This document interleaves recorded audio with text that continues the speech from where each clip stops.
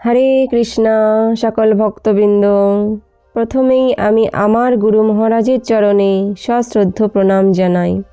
তারপর জগৎগুরু শ্রীল প্রভুপাদের চরণে সশ্রদ্ধ প্রণাম জানাই।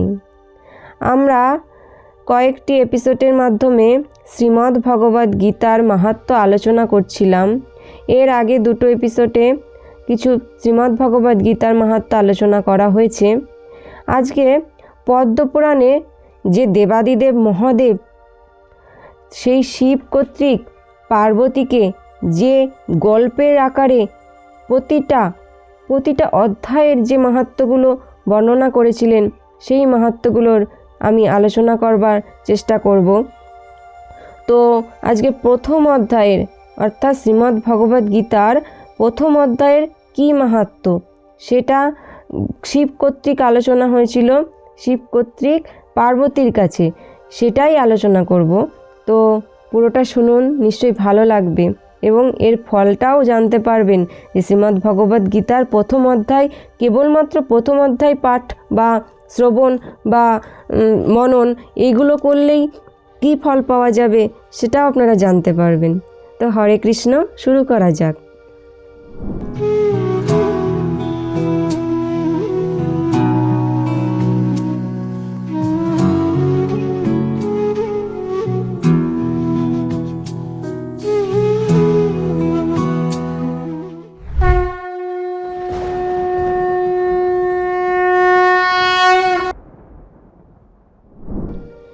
একবার পার্বতী দেবী বলছেন, হে প্রভু, সকল অপার্থিব সত্য আপনার অবগত এবং আপনার কৃপায় আমি লীলা পুরুষোত্তম ভগবান শ্রীকৃষ্ণের মহিমা শ্রবণ করেছি।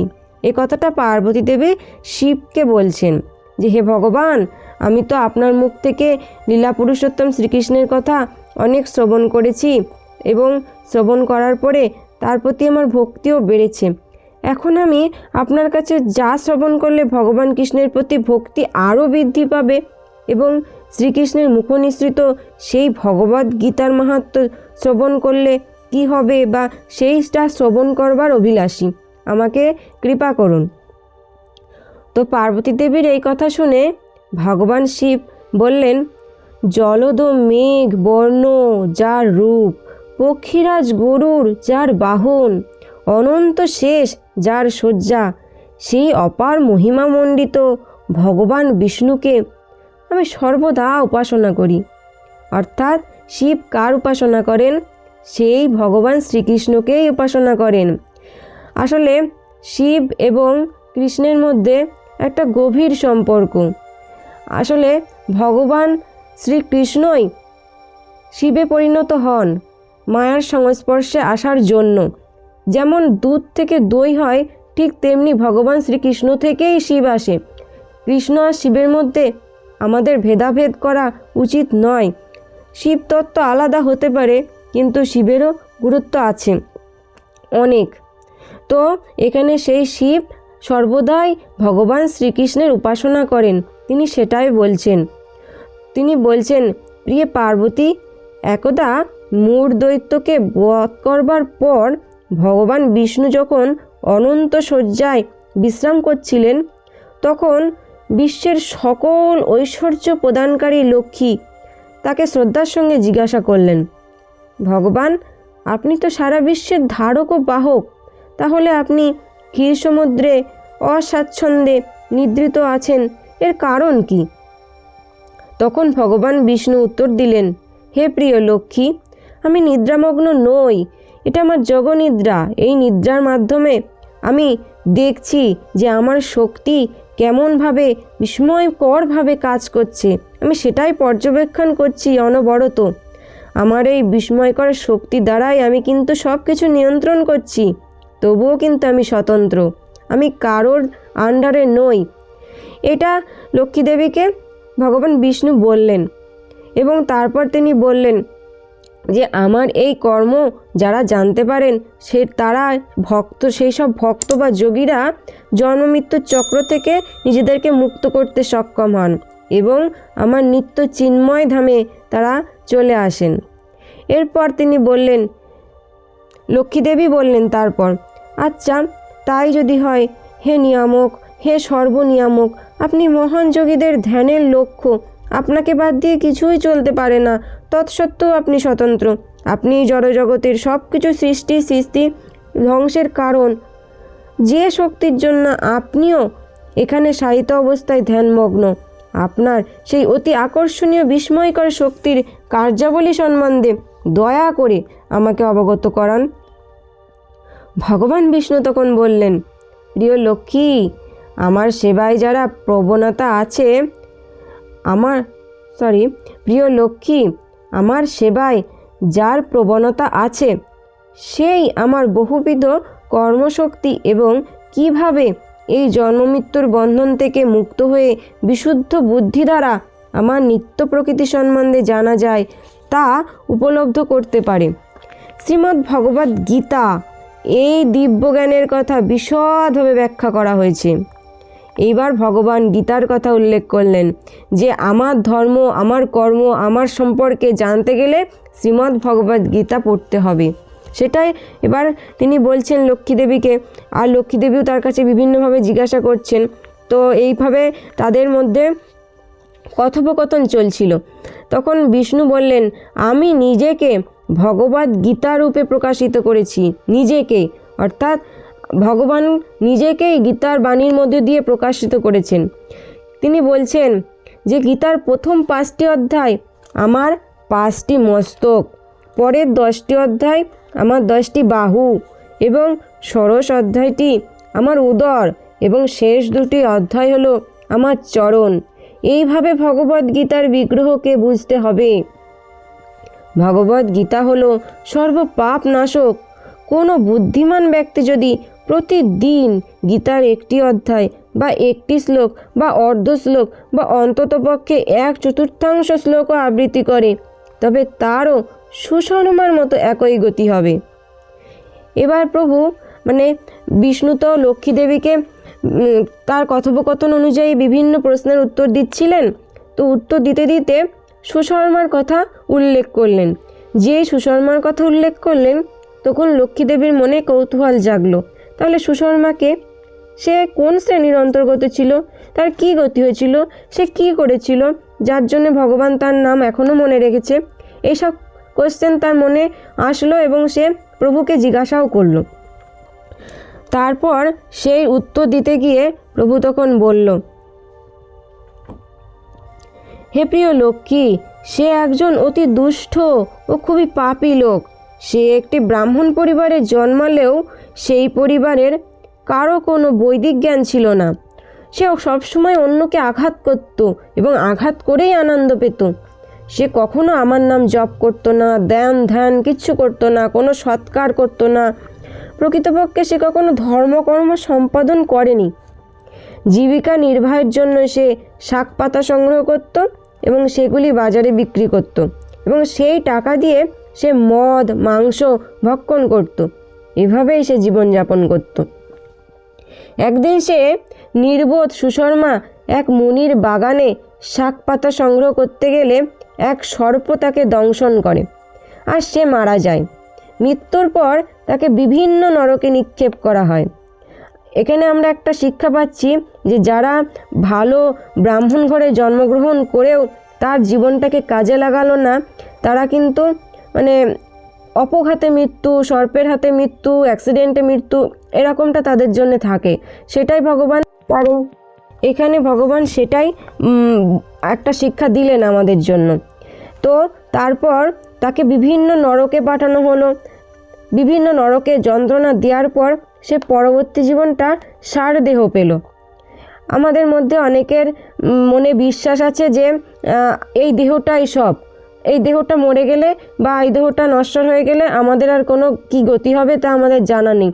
কিন্তু ভগবান কিন্তু বলছে যে আমরা কিন্তু প্রকৃতপক্ষে এই দেহটির দ্বারাই নিজেদের পরিচয় করতে পারি না। এই দেহটির ঊর্ধ্বে আমাদের ভিতরে থাকা আত্মাটাই আমরা।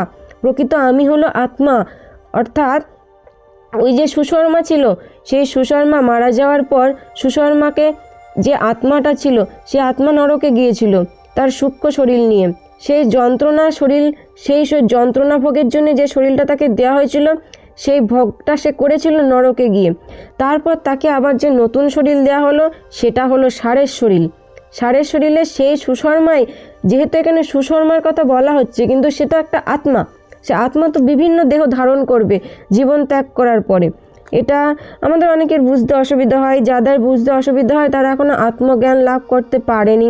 কিন্তু আত্মজ্ঞান লাভ করলে আমরা বুঝতে পারি যে আমরা প্রকৃতপক্ষে এই দেহটিই নয়, দেহজাত যে সম্পর্ক বা দেহজাত যে পরিচয়, এই পরিচয়ের ঊর্ধ্বে একটা পরিচয় আছে যেটা চিন্ময়, সেটা হলো আমি ভগবানের নিত্য দাস, আমি আত্মা। একজন খোড়া লোক সেই ষাঁড়টিকে, অর্থাৎ সেই সুশর্মা যে দেহটা পেয়েছিল ষাঁড়ের দেহ, সেই ষাঁড়টিকে একজন খোড়া লোক কিনে নিয়েছিল এবং 7-8 বছর খুব ভারী ভারী বোঝা বহন করিয়েছিল। যেহেতু তার পূর্বে অনেক পাপ ছিল, সেই পাপগুলো তো খণ্ডন করতে হবে বিভিন্ন কর্মের দ্বারা। এবার সেই কর্মটা মানে কষ্টের কর্ম হবে, যেহেতু তার কর্মটা আগের কর্ম ভালো ছিল না, পাপ ছিল, সেই পাপটাকে খণ্ডন করতে গেলে তাকে বিভিন্ন খারাপ মানে ভারী ভারী কষ্টের কর্ম তাকে দেয়া হবে। সেহেতু সে সেই কষ্টের কর্মই পেয়েছিল, অর্থাৎ ভারী ভারী বোঝা বহন করছিল। তো একদিন খোড়া লোকটি তার ষাঁড়ের পিঠে খুব ভারী বোঝা চাপালো এবং ষাঁড়টিকে দ্রুত হাঁটতে বাধ্য করলো। তো ষাঁড়টি তো এমনিতেই অনেক দিন ধরে এমন কাজ করতে করতে বৃদ্ধ হয়ে গিয়েছে, তার গায়ে অত শক্তি ছিল না। তারপরে যে এত ভারী নিয়ে খুব জোরে দৌড়াতে গেল, সেই কষ্টটা নিতে পারল না, সে না অজ্ঞান হয়ে গেল। আর সেই অজ্ঞান হয়ে যাওয়া ষাঁড়কে দেখে অনেকেই দুঃখ প্রকাশ করতে লাগলো। আর সেখান থেকে কিছু ধার্মিক লোক পাশ দিয়ে যাচ্ছিল।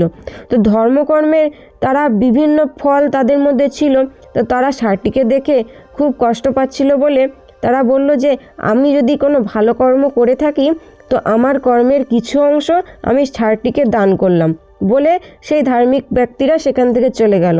তো তাকে দেখে আর 5টি মানুষ যারা ওখানে ছিল তাদের মনেও বিভিন্ন উদারতার সৃষ্টি হলো, দান করবার চেষ্টা করলো।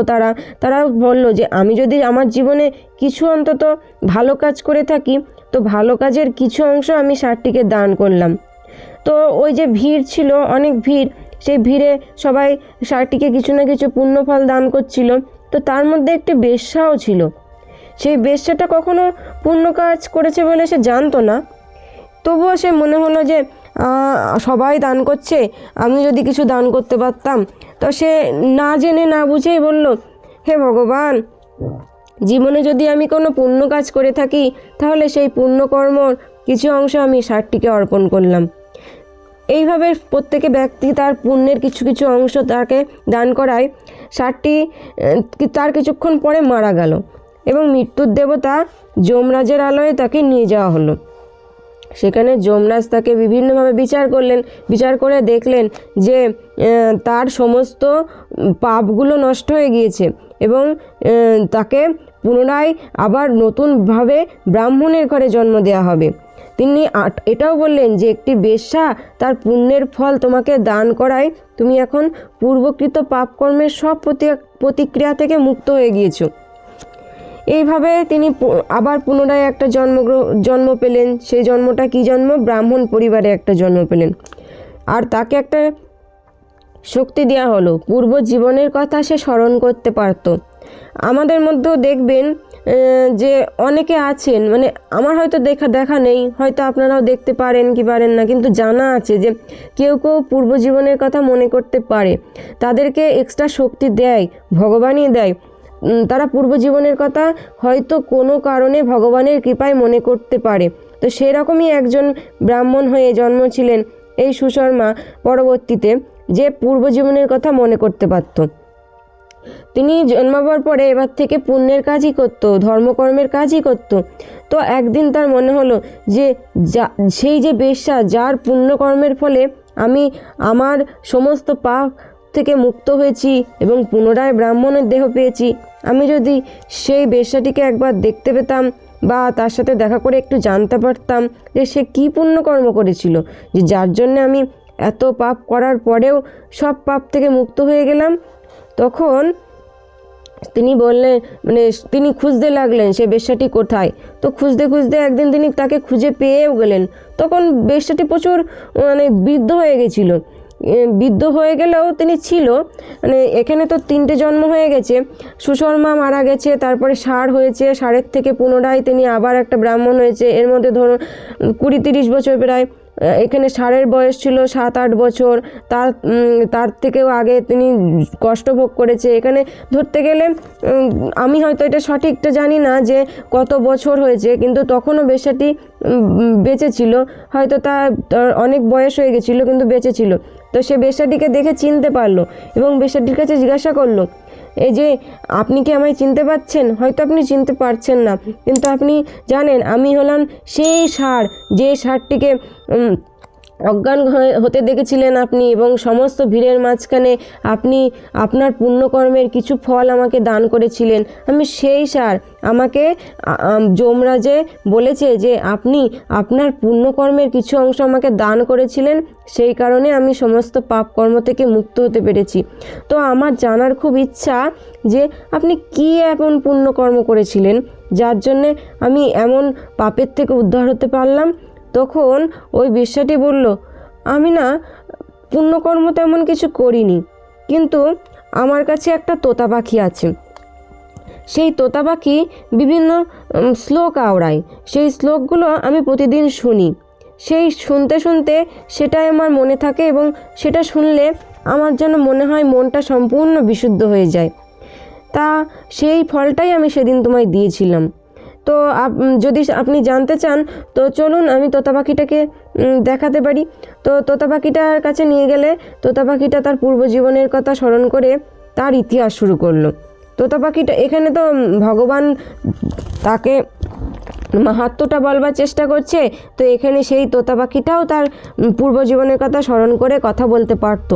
তো তিনি বললেন, পূর্বজীবনে আমি একটি পণ্ডিত ব্রাহ্মণ ছিলাম, কিন্তু অহংকারবশত আমি অন্য সকল পণ্ডিত ব্যক্তিদের বিদ্রূপ করতাম।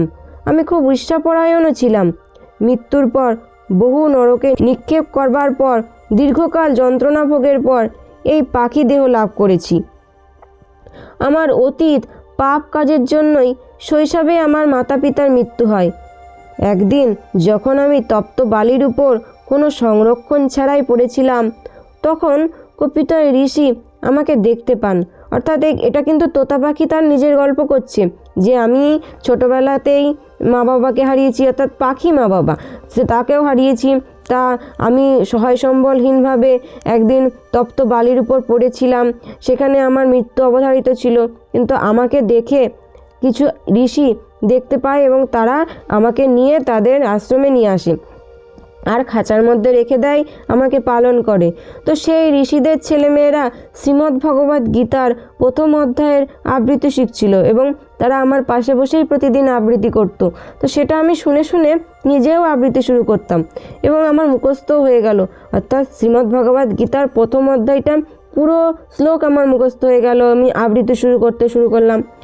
এইভাবে অল্পকাল পরেই আমাকে এক তস্কর সেখান থেকে অপহরণ করে ধর্মপরায়ণা এই মহিলার কাছে বিক্রি করে দেয়।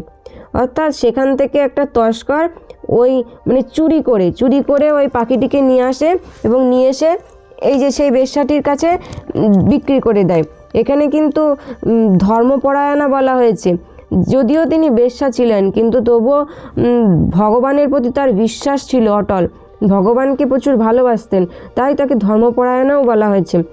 তো ভগবান বিষ্ণু তখন বলতে লাগলেন, ভগবদ্ গীতার 1ম অধ্যায় আবৃত্তি করে তোতা পাখিটি সম্পূর্ণরূপে শুদ্ধ হয়েছিল।